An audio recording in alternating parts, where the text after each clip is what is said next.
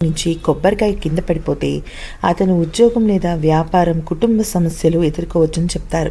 ఎందుకంటే సాధారణంగా కొబ్బరికాయను మనం దేవుడి ముందు పగలగొడుతుంటాం. దేవుడి ముందు కాకుండా అది పొరపాటును చేజారితే మాత్రం కొంచెం జాగ్రత్తగా ఉండాలి. ఇక ఆ తర్వాత జ్యోతిష్ శాస్త్రంలో ఒకరి చేతి నుంచి పాలు పడిపోవడం అశుభంగా భావిస్తారు. ఎందుకనంటే ఇది పిల్లల గురించి, అలాగే ఫ్యామిలీ ప్రాబ్లమ్స్ గురించి సూచిస్తుంది.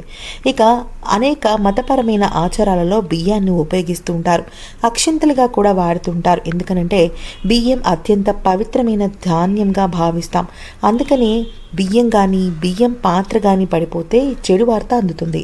ఇక ఆఖరిగా జ్యోతిష్ శాస్త్రం ప్రకారం ఉప్పు చేతి నుంచి పడిపోయినా లేదా కిందకి జారి పడిపోయినా అది అశుభంగా భావిస్తారు. కొంతమంది చుట్టాల ఇంటికి రాకతో ఇది మొదలవుతుంది అని చెప్తుంటారు. నచ్చితే ప్లీజ్ లైక్ అండ్ సబ్స్క్రైబ్.